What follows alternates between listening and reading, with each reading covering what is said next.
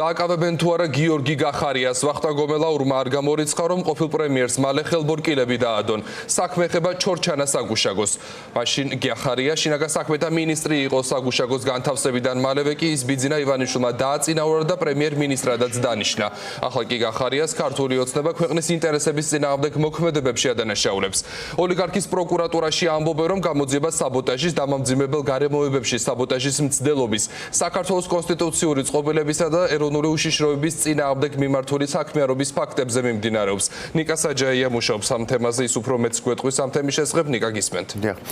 გიორგი, საკითხი კიდევ ერთხელ გააქტიურდა სწორედ მაშინ, როდესაც პროკურატურაში გამოკითხვაზე დაიბარეს ყოფილი შინაგან საქმეთა მინისტრი და ასევე სახელმწიფო უსაფრთხოების სამსახურის ყოფილი ხელმძღვანელი და როდესაც მან უკვე მედიასთან შემდგომ გააკეთა დამაზუსტებელ კითხვებს უფრო სწორად უპასუხა. გიორგი გახარიას თანაგუნდელები ფიქრობენ, რომ ამ შემთხვევაში ქართულ ოცნებას აქვს რამდენიმე მიზანი. ერთი არის სწორედ ის, რომ დააზიანონ გიორგი გახარია, მათ შორის არ გამორიცხავენ იმასაც, რომ მოხდეს მისი დაკავება და აღნიშნავენ, რომ ქართული ოცნება ყველაფერს გააკეთებს იმისთვის, რომ პოლიტიკური ოპონენტები და განსაკუთრებით გიორგი გახარიას გუნდი, რომელიც სერიოზულ ოპონირებას უწევს მათივე შეფასებით ოცნებას, ის მოაქციოს იზოლაციაში. ამავდროულად ისინი აცხადებენ, რომ განცხადებები, რომელიც კეთდება ქართული ოცნების წევრების მხრიდან, მაღალი თანამდებობის მქონე პირების მხრიდან არის ანტისახელმწიფოებრივი, რომელიც ხელს ამ შემთხვევაში უწყობს სწორედ საოკუპაციო რეჟიმს. ერთადერთი ვინც ამ საქმეთ იხეირებს, ეს არის ოკუპანტი რუსეთი და მათი მის მიერ მართული მარიონეტული რეჟიმები და ამ ვითარებაში ვფიქრობ, რომ ძალიან ცალსახაა თუ რამდენად წირავს ივანიშვილი საქართველოს სუვერენიტეტს იმისთვის, რომ შეინარჩუნოს ის ძალაუფლება, რომელიც ძალიან მყიფეა და ის ძალაუფლება, რომელიც საკუთარი ქვეყნის და ხალხის ინტერესებს და მათ შორის სუვერენიტეტს ღიად უპირისპირდება. ჩემი ინფორმაციით ყველაფერი იცოდა. შეუძლებელია ამის არ ცოდნა, იმიტომ რომ თუ მაშინ ვინმე რამე არ იცოდა, უზომოდ ძალიან ცუდ არაპროფესიონალიზმთან გვაქვს საქმე. ხო, ანუ მარტივი ფაქტებით რო ვიმსჯელოთ და ბატონი გომელაურის განცხადებებით მათ შორის მთელი 8 დღის თუ 9 დღის განმავლობაში მიმდინარეობდა გზის გაყვანის სამუშაოები, თქვენ წარმოიდგინეთ 5 თუ 6 უწყება იყო ჩართული და ეხლა იძახიან ეს ადამიანები არავინ არაფერი არ იცოდაო, ნუ აი რა დონეზე პარადოქსია. თუ ჩვენ ამას განვიხილავთ ფართოდ ჭრილში, ანუ ცოტა სიღრმისეულ ანალიზში და ამას მივაბავთ იმ განცხადებებს, რომლებიც აბსოლუტურად სახელმწიფოებრივად, ანუ ძალიან დამაზიანებელი განცხადებები იყო სხვადასხვა მაღალი თანამდებობის პირების და პერსონალურად ივანიშვილის მხრიდან ბოდიშის კამპანიას გულისხმობ. ეს უკვე ფართო კონტექსტში აბსოლუტურად სხვა რამეს მიანიშნებს. ეს მიანიშნებს იმას, რომ ფაქტიურად სახელმწიფო ტერიტორიების დაცვა თურმე ყოფილა სახელმწიფოს, ესე იგი, დაზიანება და ღალატი და სახელმწიფოს, ესე იგი, წინაშე მოღალატეობრივი განცხადებების გაკეთება ყოფილა თურმე პატრიოტიზმი.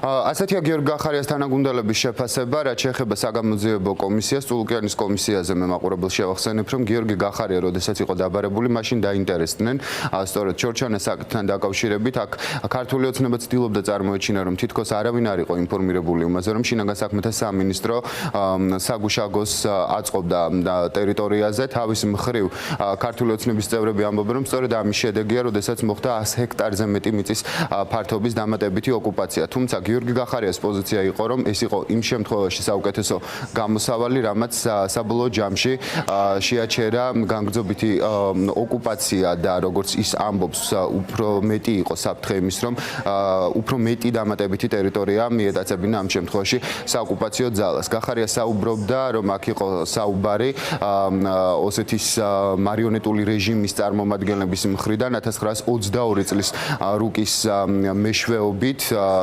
შემოლებულ საოკუპაციო ხაზზე და აცხადებს, რომ სწორედ და მისი პოზიცია დააფიქსირა კომისიაზეც, რომ სწორედ ამ საგუშაგოს გახსნის შემდგომ ეს ამოცანა მარიონეტული რეჟიმისთვის გახდა შეუძლებელი. უკვე მოგვიანებით კი წულუკიანის ბოლო კომისიაზე სოფელ ჩორჩანასთან ცხოვრები პირიც გამოკითხეს და სადაც ეს ადამიანი საუბრობს, რომ გადაადგილება ადგილობრივ მოსახლეობას და მათ შორის საძოვრების გამოყენება გაუჭირდა სწორედ მას შემდგომ, როდესაც აღნიშნულ ტერიტორიაზე საქართველოს კონტროლირებად მხარეს მოეწყო ახალი საგუშაგო.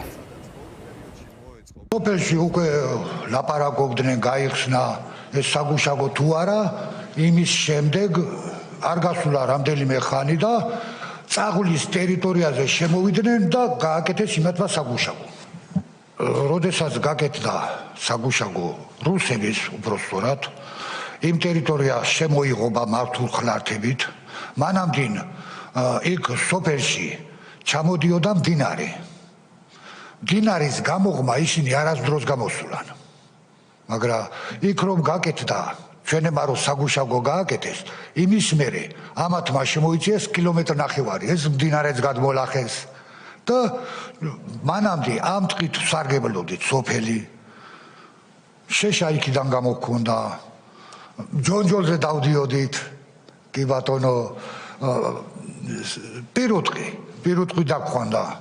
ახლა ვერანაირად ვეღარ შევდივართ იქ, ყველანაირი აკრძალულია, ერთსა ისიც კი უთხრეს წყევს, რომ რუსმა სალდატმა, რომ 200 მეტრზე არ მომიახუტო თუ გესვლიო. გახარიას მიმართ პრეტენზიები უკვე წლების შემდგომ გაჩნდა და კითხვებიც ამ საკითხთან დაკავშირებით, თუმცა აღსანიშნავია, რომ გიორგი გახარია მაშინ, როდესაც ჩორჩანაში მოეწყო შესაბამისი ახალი საგუშაგო, ამის შემდგომ დაწინაურდა, ის გახდა პრემიერ-მინისტრი, თუმცა მაშინ ქართულ ოცნებას მასთან მიმართებით კითხვები არ ჰქონდათ. მეტიც გახარია იყო ის ერთ-ერთი გამორჩეული ფიგურა, რომელსაც განსაკუთრებით აქებდნენ ქართულ ოცნებაში ის ადამიანები, ვინც დღეს მათ შორის საუბრობს იმაზე, რომ გიორგი გახარია აზიანებდა ქვეყნის ინტერესებს. რაც შეეხება ოფიციალურად გამოძიებას, ჯერჯერობით უცნობია ამ გამოძიების ფარგლებში ვინ დაიკითხება და როგორ გაგრძელდება ეს პროცესი, თუმცა ოფიციალურად გავრცელებულ განცხადებაში ვკითხულობთ, რომ გამოძიება საბოტაჟის დამამძიმებელ გარემოებაში, საბოტაჟის მცდელობის, საქართველოს კონსტიტუციური წყობილებისა და ეროვნული უშიშროების წინააღმდეგ მიმართული საქმიანობის ფაქტზე მიმდინარეობს.